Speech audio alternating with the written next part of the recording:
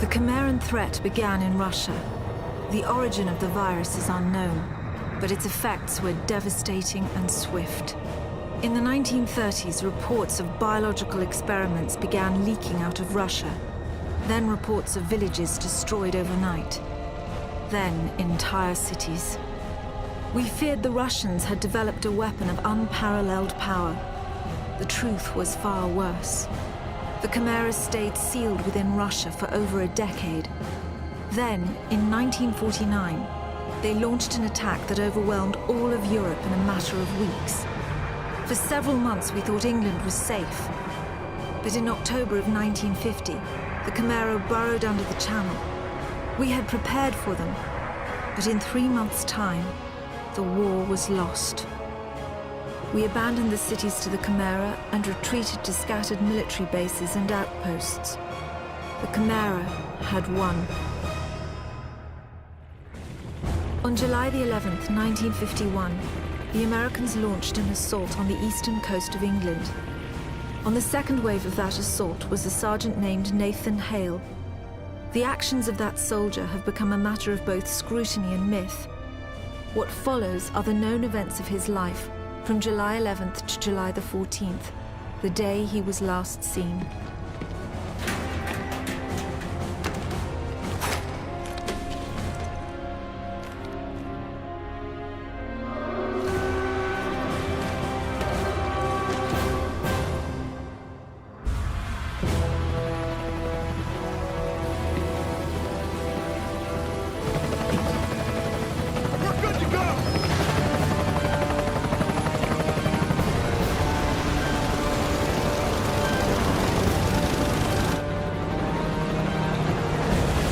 Soldiers had no idea what they would soon be facing. The US government had sealed its borders in 1950. Radio waves and newspapers became state property. Only the highest levels of their government knew the truth. The operation was an exchange. The Americans were bringing supplies and tanks into York. We were giving them our one secret weapon, something we could offer that they couldn't build themselves. I was the commander of the convoy team that was to meet the US soldiers. We were ambushed in Manchester on the way to the rendezvous. There was no way to warn the Americans. They were on their own in York, fighting an enemy they knew nothing about. We never learnt exactly what happened there. All we know is that Nathan Hale was the sole survivor. Go! Go! Go!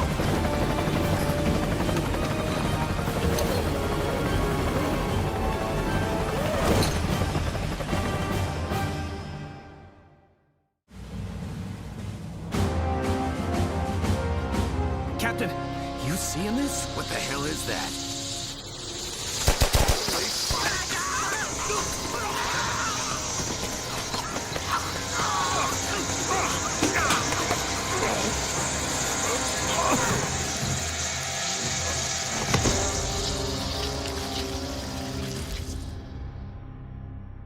No one knows exactly how Hale was infected by the Chimeran virus. Our only clue is a journal entry recovered from the body of a US medic. It says that he encountered a number of comatose soldiers in a dry creek bed. One of the soldiers, a sergeant, suddenly woke up. Unlike the other soldiers, his body had no wounds at all. The sergeant refused any kind of medical examination, insisting on catching up to the rest of the company. If that sergeant was in fact Nathan Hale, then he remains the only known person to wake up after being infected. Whether the Chimeran virus mutated within him, or whether his body had an innate resistance to it, remains a mystery. The Americans regrouped at an abandoned bus depot in southeast York. Under the command of a Captain Winters, they staged a daring tactical offensive. The Chimera had begun to close in on their position. If the Americans could secure the site, they would have a perfect landing zone, and the battle would tip in their favor. Well fought. We might just hold this little piece of heaven. Tabazzini, bring those tanks in here and scrape out a landing zone. Sir! Incoming!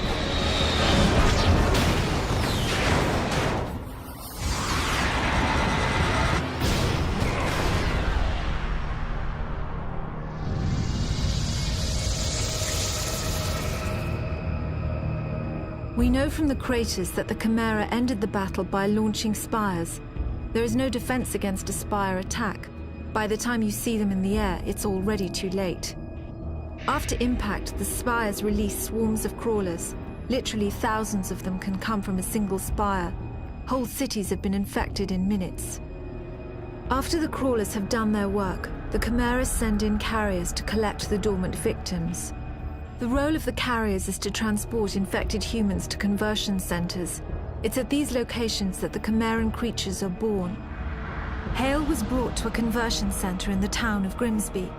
My convoy team and I were imprisoned at the same location. We had been captured uninfected, so we were put in makeshift pens until they could infect us.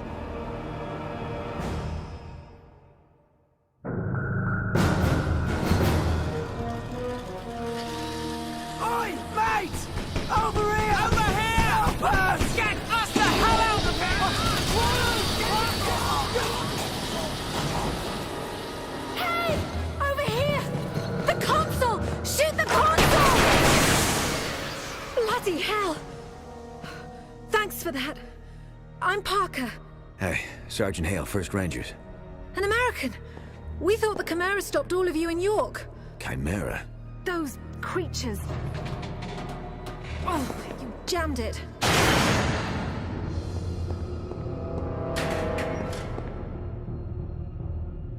I'm sorry, Hale. Looks like you'll have to find your own way out. I'll be in touch. Frequency 77.6.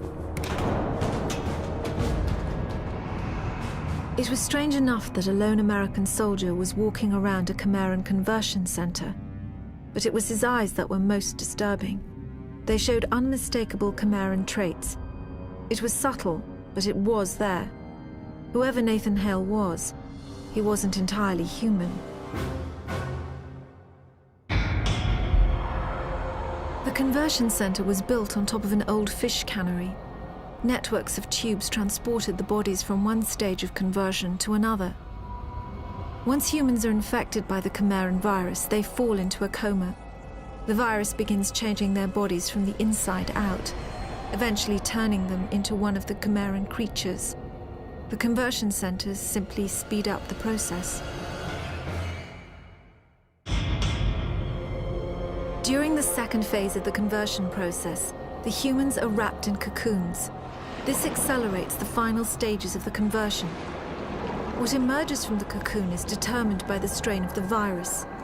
Each Chimeran creature is created by a separate strain. What we call hybrids, the ones that most closely resemble humans, have the shortest gestation period. The more beastly creatures take months to create and are made from multiple human bodies.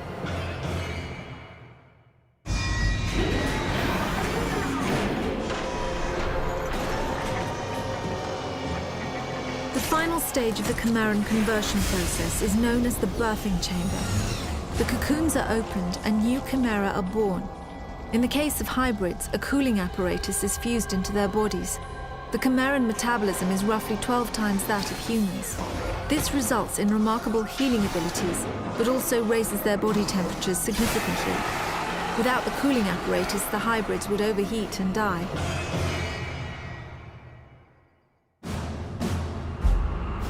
I was able to make it to the surface and summon a rescue.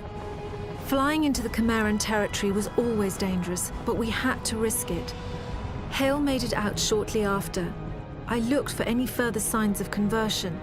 Fever, nervous movement, paranoia. There was nothing.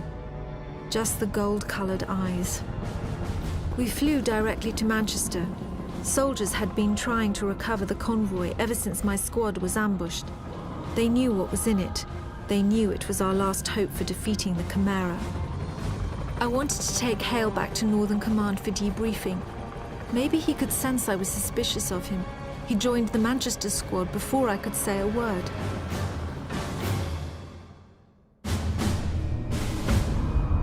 The convoy was stranded on the west side of Manchester. The site was guarded by stalkers, so the only route in was on foot. A radio message from Hale's squad said they were entering Manchester Cathedral. The cathedral was a field hospital during the war. It was abandoned in a hurry and still had some supplies and ammunition. Unfortunately, it was also a breeding ground for some of the lower forms of Chimera.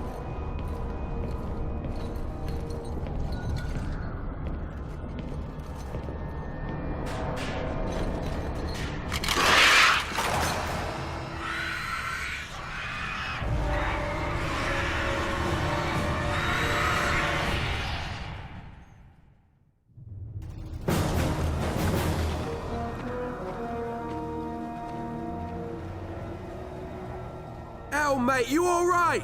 Get in here! Captain Mitchell's squad had located the convoy. Unfortunately, Stalker sightings in the area made immediate recovery impossible. The Stalker is one of the Chimera's most feared weapons. They move quickly and fire anti-aircraft missiles with deadly accuracy. The technology used in the Stalker remains one of the most intriguing and frustrating mysteries of the Chimera. Mitchell had been fighting a losing battle most of the morning, holding out until reinforcements arrived. Meanwhile, the Chimera kept coming. To everyone on the ground, it seemed the convoy was all but lost.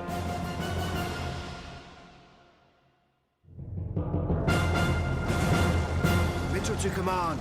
Site secure. All stalkers down. You've got your convoy. How about getting us a sodding medic? Parker here. We're inbound, Captain. 4 minutes out.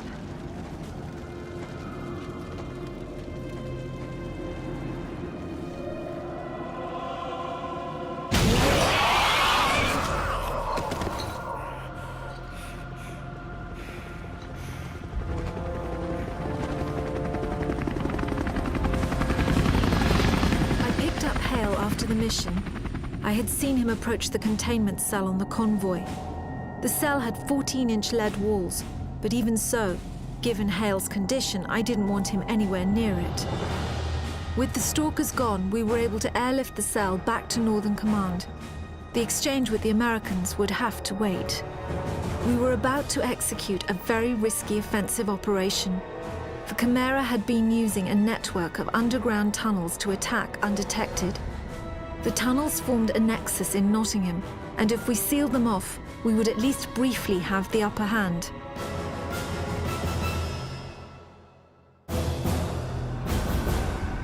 I was directing the battle from the air when I saw Cartwright's squad had run into heavy resistance. I needed to get them help right away. A group of soldiers had just stormed a Chimera mortar position. Hale was the only one to make it out. I radioed him to look for a shortcut through an old train tunnel. The tunnel was mostly blocked by a Chimeran power conduit, but I knew if Hale could find a way through, it would turn the tide of the battle. Lieutenant Cartwright, sir.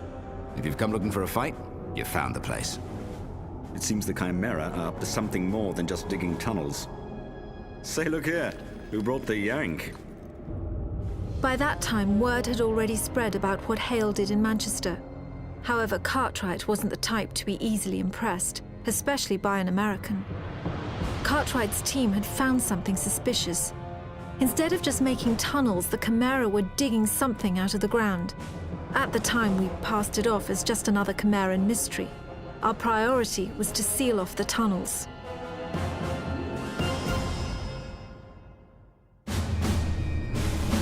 The Nottingham operation was a success. I sent the troops back to Southern Command for a well-earned rest.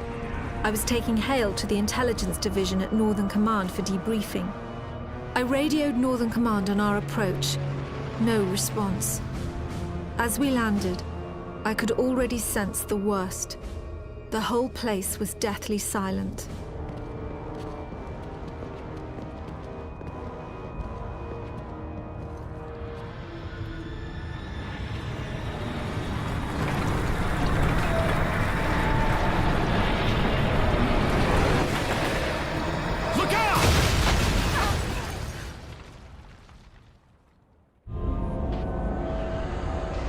I'd been trying to radio Hale since the cave-in.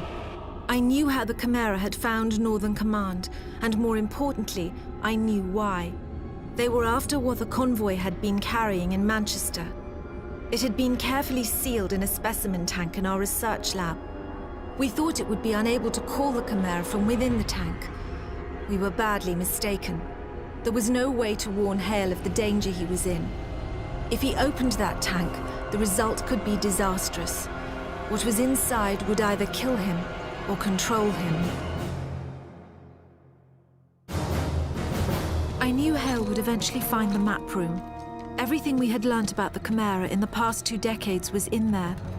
We had maps of the Chimera invasion spreading through Russia, autopsy records of Chimeran creatures, charts of the death tolls across Europe. These were numbers we didn't even disclose to our own soldiers. There were files that showed the progression of the Chimeran virus in humans. In over 6,000 cases, there were no records of any form of human resistance. There were also detailed schematics of our specimen tank and what was in it. We call them Angels. They're the most powerful of all the Chimera. We believe the Angels control other forms of Chimera via some form of telepathy. For all I knew, this one was already controlling Hale.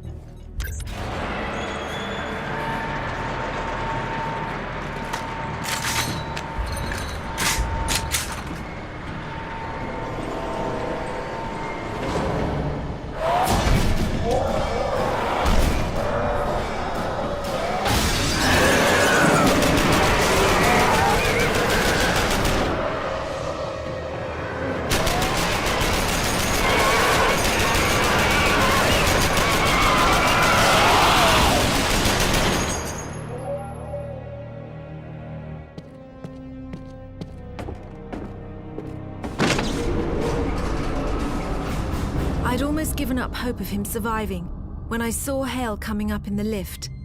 I could tell from his face that he had found the Angel. There was no point in asking. If he was alive, then the Angel was dead. Hale was starting to show more effects of the conversion process. His movements had the unnatural quickness of the hybrids. Judging from the bullet holes in his uniform, he had acquired their healing capabilities as well. We had tracked the Chimera leaving Northern Command to a gorge in Somerset. Cartwright led a squad of soldiers after them. It had been 2 hours since he had reported in. Hale volunteered to go after them. I expected he would locate Cartwright. There was no way I could have imagined what else he would discover in that gorge.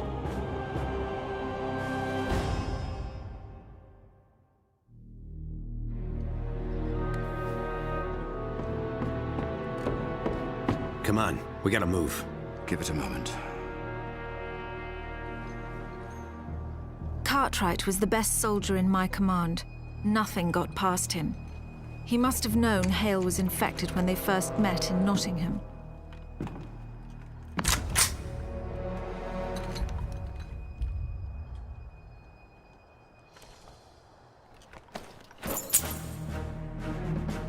Fortunately, Cartwright never cared too much about the small stuff.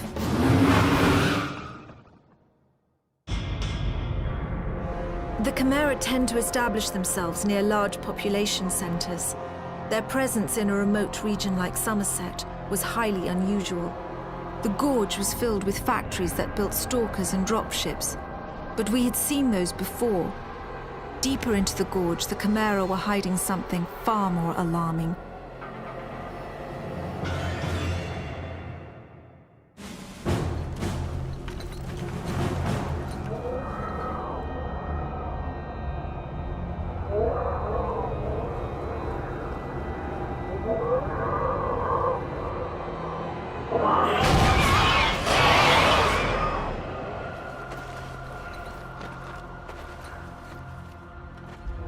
Are you all right?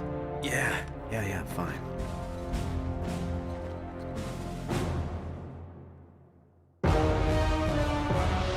Hale and Cartwright had discovered the key to the entire Chimeran strategy.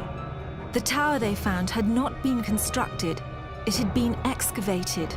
That single fact changed everything we knew about the Chimera. Leaving Somerset, they must have noticed the power conduits radiating from the tower behind them. We believe this discovery is what inspired Hale's fateful actions later that day. The drive to Southern Command would have taken at least an hour. Time enough for the Chimera to launch a strike force.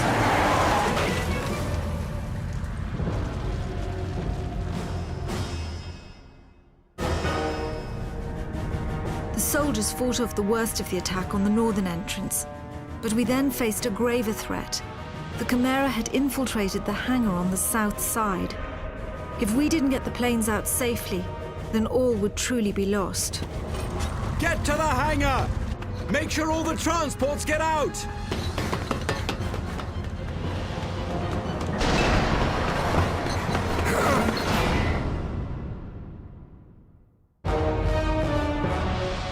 The soldiers were finally able to fight off the Chimera in the hangar.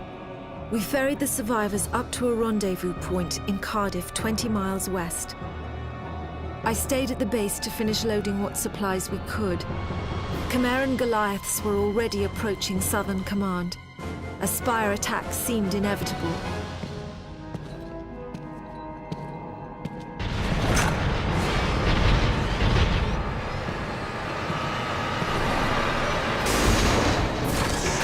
Get in here. We've got scores to settle.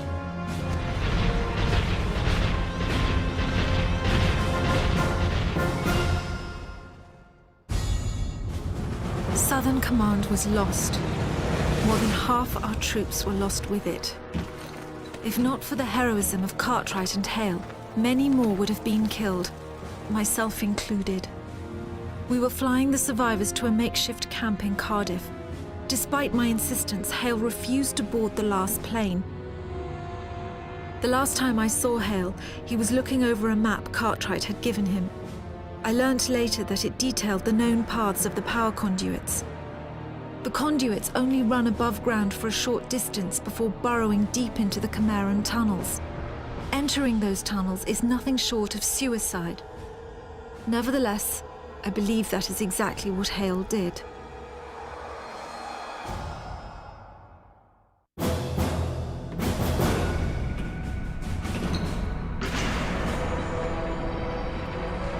We believe Hale followed the Chimeran tunnels for several miles, finally reaching a major conduit junction.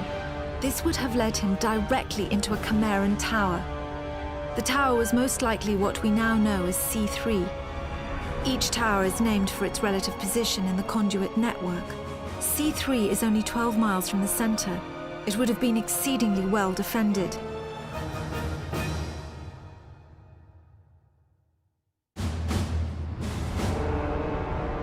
We had been at Cardiff for several hours when I received a radio message from Hale.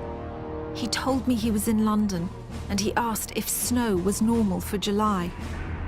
He described a tower in the middle of London, one far bigger than that which they had found in Somerset, and with power conduits emerging in all directions. He said, "If we destroy the tower, we destroy the Chimera." For all I knew, Hale was completely mad. And even if what he was saying was true, we had no idea how to destroy the tower. But there was one new factor working in our favor. I had been able to contact the Americans, and they had joined forces with us in Cardiff. I decided to gamble that Hale was right. I convinced the Americans to help launch a full assault on the tower. We were bringing everything we had to London. I was counting on Hale to clear out a landing zone. If he couldn't take out the stalkers, the mission would be over before it began.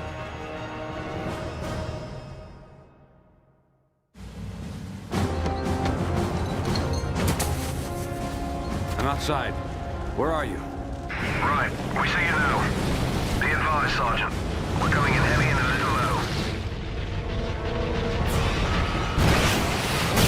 Bloody hell!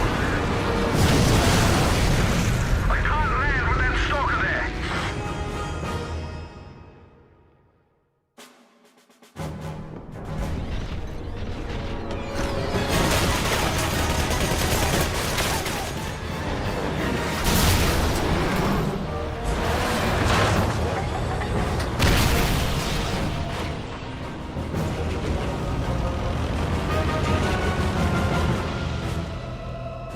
Forces arrived in London nearly unscathed. It was hard not to stare in awe at the tower. We had only fled London 6 months earlier, and now it was almost unrecognizable. The whole city was covered in snow. I knew the Chimera thrived in cold weather, but it was hard to fathom how they might actually be altering the climate itself.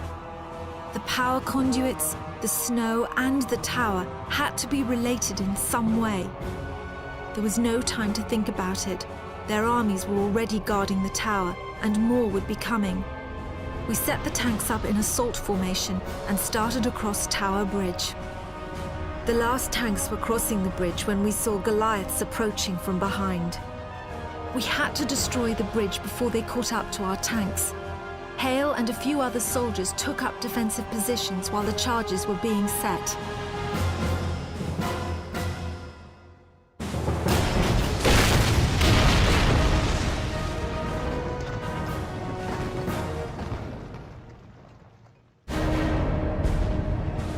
The outlook of the battle was growing bleaker by the second.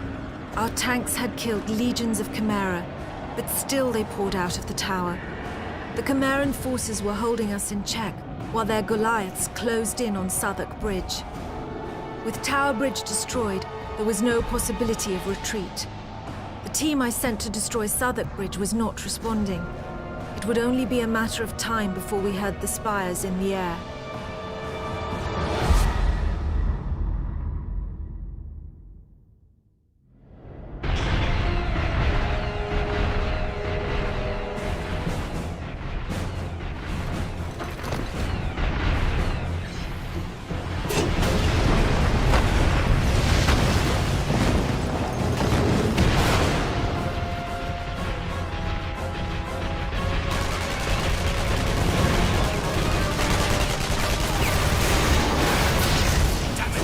We could have used that. I know. I was only trying to disable it. Let's go. We have to catch that Goliath.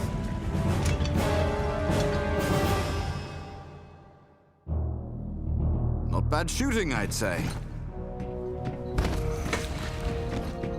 Considering I was hit and all.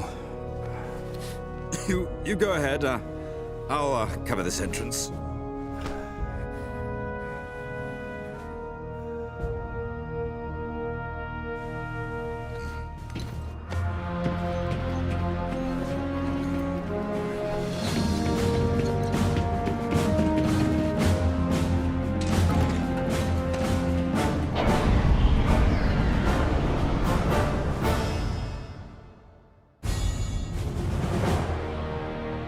We were losing the battle outside the tower. The few tanks that remained would soon be overwhelmed by the seemingly infinite hordes of Chimera. Our only hope lay with the few soldiers who had managed to infiltrate the tower. It was up to them to find a way to destroy it from the inside.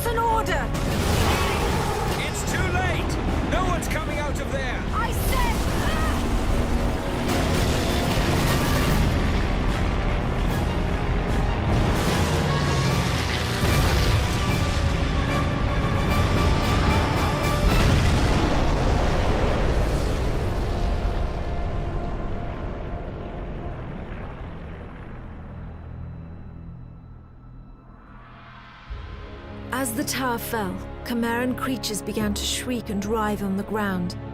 They died within minutes. We believe they were simply unable to survive the loss of the angels.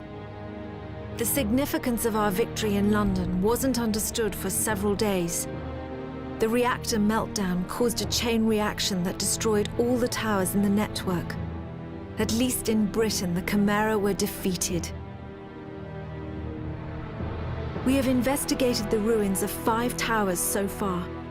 As we attempt to reverse engineer the complex technologies we find, the mystery of the Chimera only deepens. With combat subsided, the soldiers have been searching the rural villages for survivors.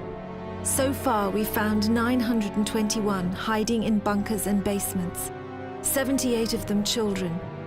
Cartwright's youngest daughter, Angela, was among them. As for Nathan Hale, his body was never recovered. He was presumably incinerated inside the tower.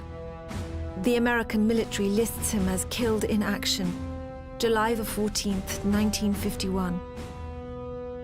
A part of me still believes he might have escaped somehow. I even thought I heard his voice on the radio just after the tower exploded. I'll never know for sure.